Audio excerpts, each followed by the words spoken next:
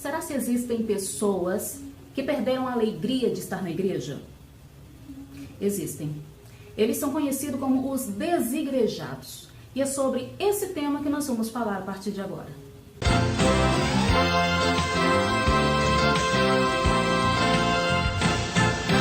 Sejam bem-vindos ao meu canal. Eu vou falar hoje sobre um tema bem polêmico, mas vou começar com uma pergunta, aliás, duas perguntas. Quanto tempo faz que você não vai à igreja? Um ano? Talvez você não tenha ouvido ainda a expressão desigrejados. Eu fiz uma pesquisa e teve pessoas que nunca ouviram falar essa expressão e muito menos sabem do que significa. Mas os desigrejados estão aumentando cada vez mais. Nos Estados Unidos, por exemplo, onde uma pesquisa foi feita com a comunidade cristã e que em 2004 era apenas 4% da população cristã que se dizia desigrejada, aponta que membros que outrora congregavam numa igreja, eram ativos numa igreja, hoje já saltou de 4% para 10%. Mas o que é então ser um desigrejado? O que significa isso? O que aconteceu para pessoas optarem por ser um desigrejado? O desigrejado é o evangélico que optou por não mais congregar em nenhuma denominação.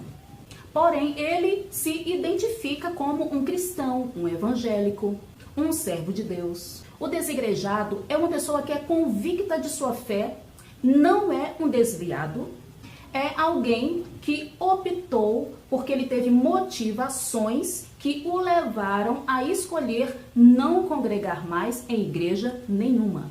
Ou seja, ele optou por ser crente dentro de casa. Um dos motivos, eu vou colocar aqui alguns motivos que levaram essas pessoas a tomarem essa decisão. Primeiro, alguns deles entendem que estar numa igreja e manter comunhão com as pessoas ali, isso não é mais necessário.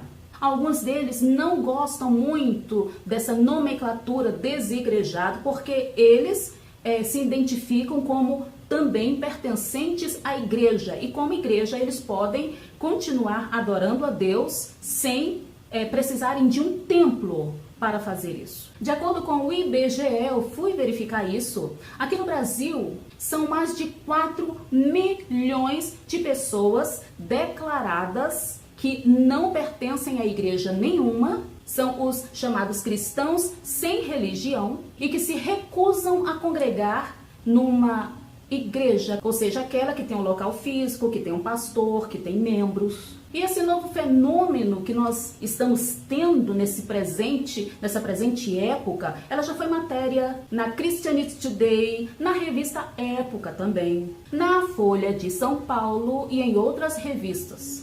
E uma dos motivos que mais Rúbia, me chamou a atenção foi que é a decepção deles com o sistema religioso. E isso hoje em dia eu considero como totalmente compreensível.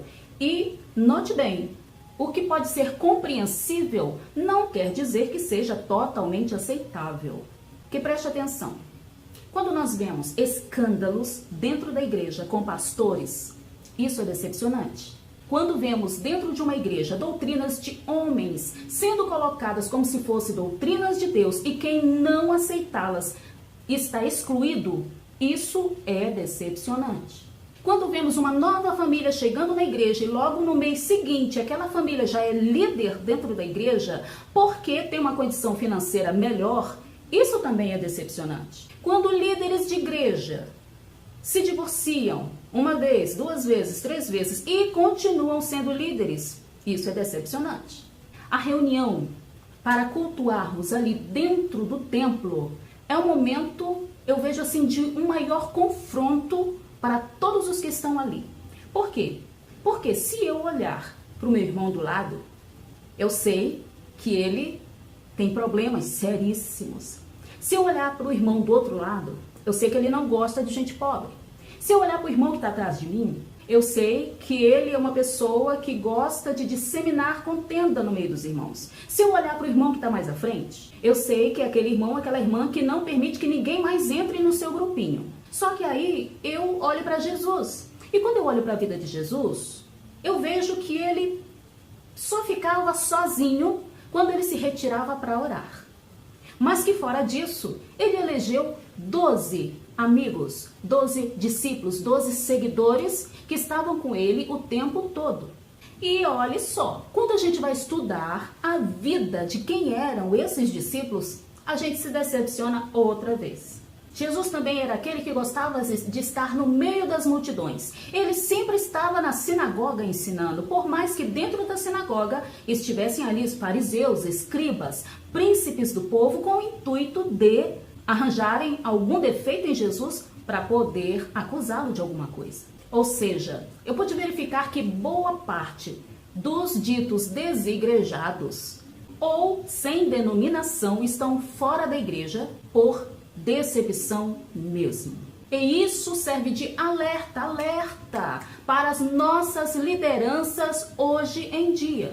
Porque eu ainda sou de uma época em que o pastor é quem cuidava da ovelha. Hoje, a ovelha que tem que cuidar do pastor. Hoje, nós estamos vendo muitas ovelhas feridas sem bálsamo. Líderes que preferem jogar fora uma ovelha defeituosa para não ter o trabalho de cuidar delas. Líderes que não deixam a ovelha crescer. Líderes que não alimentam mais as suas ovelhas, mas querem a gordura e a lã. E olha, se a gente for olhar só para isso, já são motivos suficientes para a gente não querer participar mais de igreja nenhuma. A minha opinião, primeiro, é que Deus precisa sarar muito o coração de muitas pessoas que hoje deixaram de congregar, ficaram apenas congregando dentro de casa, né, se alimentando com cultos pela internet. E eu vejo que são corações que precisam do bálsamo do sumo pastor. Eu não jogo de forma nenhuma pedras sobre os não denominacionais. Eu entendo perfeitamente o sentimento deles. Segundo, é que todas as igrejas, em todas as denominações, têm problemas. Mas Jesus nos deixou exemplo porque ele sempre estava na sinagoga, mesmo sabendo que ele seria confrontado por pessoas ali dentro.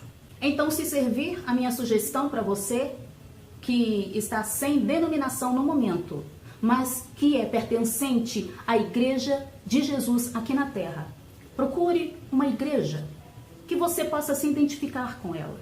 Vá, cultue e depois volte para sua casa. Se você tem um talento e nunca te deram oportunidade para crescer, não existe apenas as paredes de dentro de um templo, existe também as paredes de fora de um templo. E é justamente fora das paredes de uma igreja onde as pessoas mais precisam de pessoas como você. E se mesmo assim, aonde você está e está pensando em sair de lá, porque continuam desprezando você, faça como eu ouvi uma pregação do pastor Silas Malafaia. Se todo o tempo é não para você, sai de lá, procura uma outra igreja, mas continue congregando. De uma coisa eu sei, Deus é aquele que honra os que não desistem. E se você que está me ouvindo agora sabe da situação de um desigrejado, ou então de uma pessoa sem denominação, não taque pedras. Não fale o que você não sabe, porque você não está na pele daquela pessoa. Apenas ore por ela. Procure entender as suas motivações e ajude essa pessoa espiritualmente. Que Deus possa estar com cada um de nós, fazendo em nós segundo o querer dele. Amém? Observe muito bem esse tema e tire suas próprias conclusões e deixe seu comentário aqui embaixo. Deus abençoe a todos.